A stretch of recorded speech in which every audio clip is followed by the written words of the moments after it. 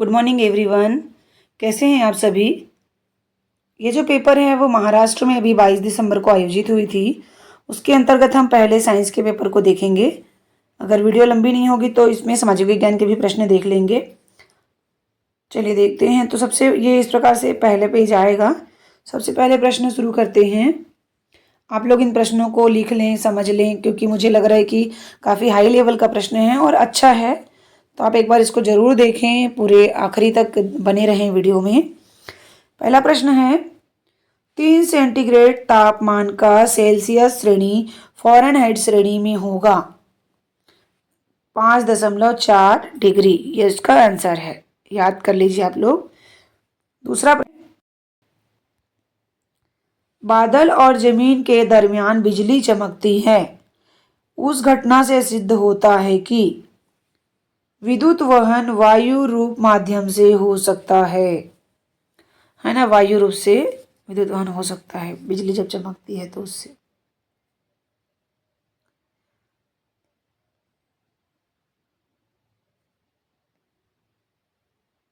अगला है तीसरा प्रश्न, सूर्य का द्रव्यमान 72% हिस्सा, सूर्य के जो द्रव्यमान का 72% हिस्सा किसका है। इसका आंसर है हाइड्रोजन का है, H2 का, है ना। और 26% भाग किसका है, हीलियम का है। इस आपको ग्राफ को देखना है, आलेख का निरीक्षण करना है और इसमें से जो ऑप्शन है उसमें से गलत को चुनना है। तो देखिए, मतलब ग्राफ को देखने के बाद लग रहा है कि नीचे हो रहा है, वायुमंडलीय दाब ऊंचाई के साथ, है ना, ऐसे नीचे गिर रहा है। तो ये आएगा, ये तो सही है, कम हो रहा है। तो हमको क्या छांटना है, गलत को छांटना है। तो गलत ये है, वायुमंडलीय दाब ऊंचाई के अनुसार बढ़ता है। जब भी ऊंचाई वाली जगह पे जाते हैं तो वायुमंडलीय दाब जो है बढ़ता नहीं है बल्कि कम होता है। अगला प्रश्न देखते हैं। देखिए, तो ये प्रश्न देख के हमें लग रहा है कि बहुत टफ है, पर ऐसा है नहीं। ध्यान से पढ़ने से वो बनेगा। आरेख वगैरह बनाने से हमें डरना नहीं है, उस प्रश्न को थोड़ा ध्यान देना है। ये इंग्लिश वाले बच्चों के लिए, इंग्लिश में भी प्रश्न आते हैं। चलिए अगला है, सत्य विधान पहचानिए। सत्य कथन को पहचानना है, 5वां का। क्लेडोस्कोप द्वारा तैयार की गई रचनाएं अक्सर समान होती है। मतलब इसमें सारे असत्य हैं, केवल एक सत्य है। तो सत्य घटना क्या है, इसको मैं बताती हूँ आपको। ये है आपका चौथा नंबर। क्लेडोस्कोप में तीनों दर्पण में 60 अंश का कोण होता है। अगला प्रश्न जो है,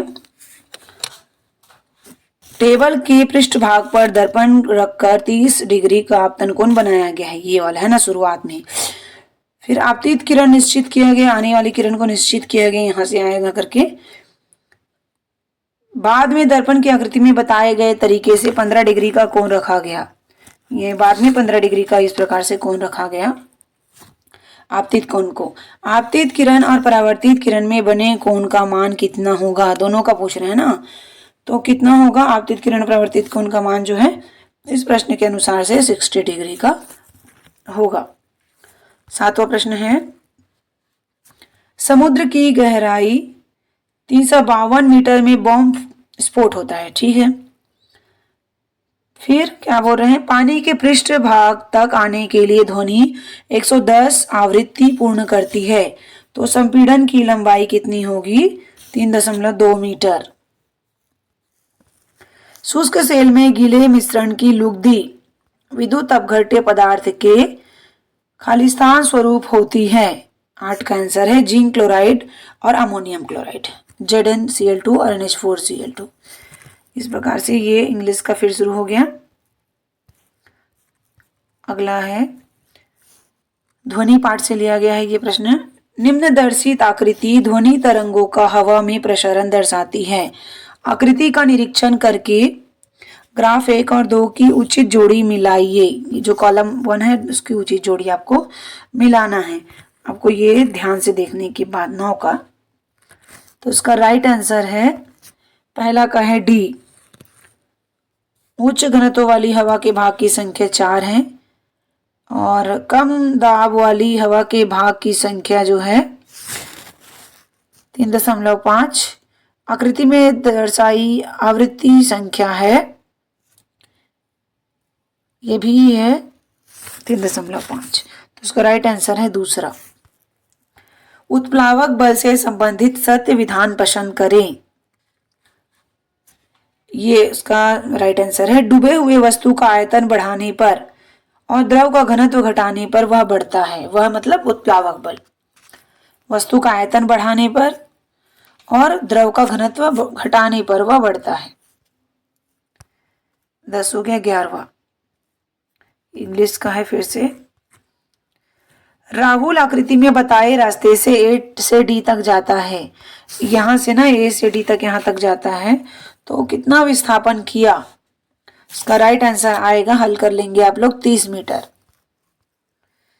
बोर का स्थायी कक्षा परमाणु प्रतिकृति संबंधित निम्नलिखित में असत्य आधार तत्व कौन सा है? विशिष्ट कक्षा में इलेक्ट्रॉन की ऊर्जा स्थिर नहीं होती, यह असत्य है। ऊर्जा स्थिर रहती है। ये प्रश्न देखिए, ये अलग टाइप का है, इसमें बच्चे बहुत कंफ्यूज होते हैं। पानी यौगिक में हाइड्रोजन ऑक्सीजन तत्वों का भारात्मक अनुपात पूछा गया है, तो वो होगा 1:8। बच्चों को लगता है कि 2:1 लगेगा, है ना? तो ये 2:1 जो है आयनात्मक है। आयतन के हिसाब से पूछेंगे तो आएगा 2। भार के अनुसार क्या आता है? 2। हाइड्रोजन का कितना होता है? 2, है ना? 1 रहता है उसका भार, और 2 करके मिल के 2 बन जाएगा। और ऑक्सीजन का 8, और तो ये 16, 2:16। मतलब आप याद रखेंगे उसका भारात्मक अनुपात है 1:8। आयनात्मक अगर पूछते तो आएगा 2:1। हाइड्रोजन H2, हाइड्रोजन के 2 और ऑक्सीजन के 1। लेकिन भार के हिसाब से पूछा गया है तो आपको उसके अनुसार आंसर देना होगा। यौगिकों को उसके अणुसूत्र की जोड़ी दी गई है, गलत जोड़ा बताइए। तो इसका आंसर है, गलत जोड़ा है sodium carbonate NaHCO3। Sodium carbonate का ये गलत आंसर है, बाकी सभी सही हैं। सोडियम कार्बोनेट का सूत्र ये सोडियम बाइकार्बोनेट का है ना, ये जो है, इसलिए वो गलत है। अगला है, हवा के प्रदूषक और उसके स्रोतों की जोड़ दी गई है, गलत पहचानिए। सल्फर डाइऑक्साइड, अम्लीय वर्षा। सल्फर डाइऑक्साइड,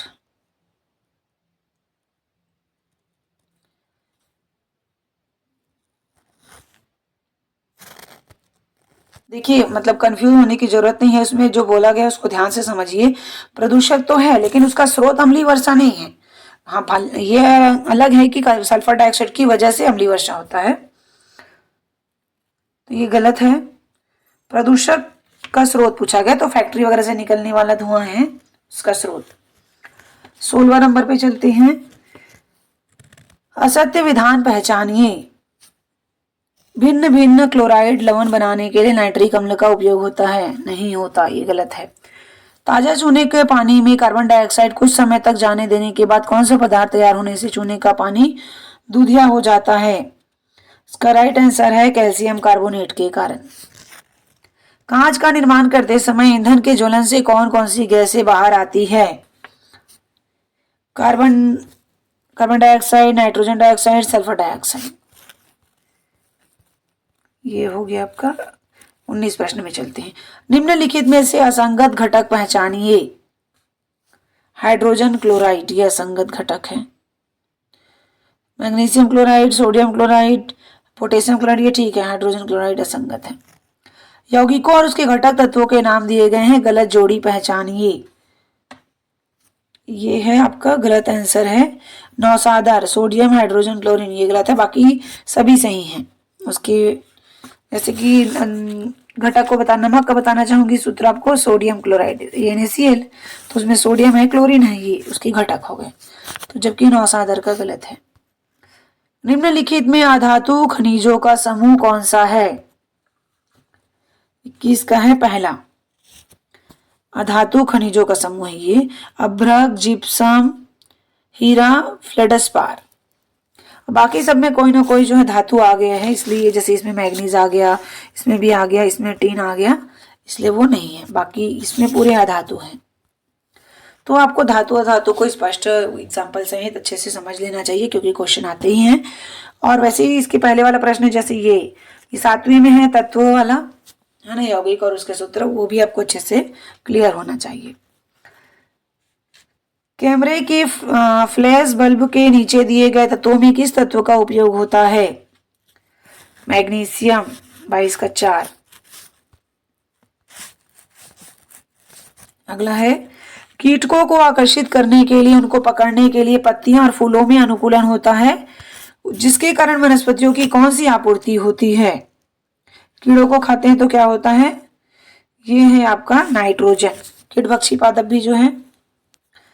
गाय का वैज्ञानिक नाम क्या है? इसका है बोस टॉरस। बोस टॉरस। ये आपका आगे चलते हैं 2400 के 25वां प्रश्न।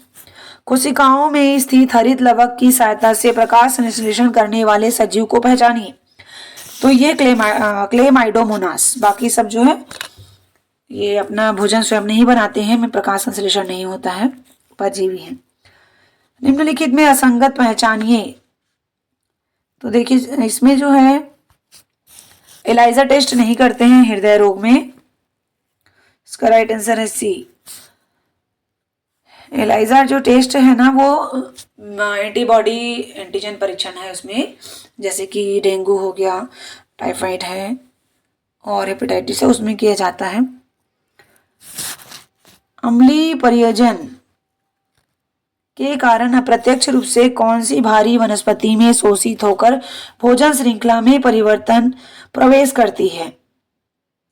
27 का है कैडमियम और मरकरी, ये दोनों जो है भोजन श्रृंखला में प्रवेश करती है। अयोग्य जोड़ी पहचानो। ज्यादातर इसमें गलत कथन पूछा गया है इस पेपर में, जो पेपर की लेवल को हाई बनाती है। 28 का है 3 नाइट्रोजन के ऑक्साइड सिलिकासी रोग, ये गलत है, बाकी सभी सही हैं।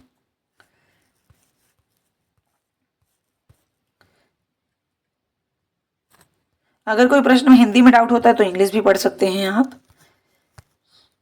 अब है 29 नंबर। इलेक्ट्रिकल सामान फिटिंग के साधनों के कारण लगने वाली आग कौन से प्रकार में आती है? ई वर्गीय। रसायनोपचार, कीटोपचार, रोबोटिक सर्जरी, ऐसी उपचार उपाय से कौन से रोग पर किए जाते हैं? इसका है कैंसर रोग। कैंसर मतलब हाँ कर्क रोग हिंदी में बोलते हैं ना, कैंसर।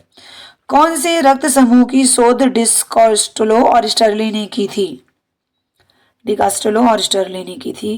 तो ये इसका आंसर है ए बी, रक्त समूह की खोज। कोशिका के भीतर पानी का अनुपात अधिक और कोशिका के परित माध्यम पानी का अनुपात कम हो तो पानी कोशिका से बाहर निष्कासित होती है। उस द्रावण को कहते हैं ऊर्ध्वपराशरी। रक्तदाब के संबंध में असंगत जोड़ी कौन सा है? ब्लड प्रेशर के बारे में ना, तो ये है ये वाला 90 से 119 मिलीमीटर। बाकी सभी सही हैं। हाई ब्लड प्रेशर की फर्स्ट स्टेज है, ये दूसरा अवस्था है, और पूर्व रक्तदाब में है ये। The great Himalayan national park कौन से अत्यंत दुर्लभ प्राणी की रक्षा करने वाला सबसे बड़ा अभयारण्य है? किसकी रक्षा करने वाला है? सफेद तेंदुआ।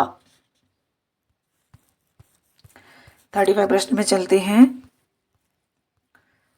निम्नलिखित आकृति में ग्रेना पहचानिए। ग्रेना ये जो है पत्ती की संरचना है, इसमें से आपको ग्रेना को पहचानना है। तो ये दूसरा यानी कि बी वाला है ग्रेना, ये है स्टेक ऑफ ग्रेना, ग्रेना का समूह। क्लोरोफिल के है ना, पत्तियों में क्लोरोफिल की संरचना को बताया गया है। तो ये प्रश्न यहीं पर समाप्त करते हैं। अगले वीडियो में फिर मिलेंगे सामाजिक विज्ञान विषय के साथ। तो आप लोग इसको एक बार जरूर देख लीजिए, कुछ ना कुछ प्रश्न हमारे लिए भी इंपॉर्टेंट होंगे। Thank you so much for watching this video. Please like, subscribe and share.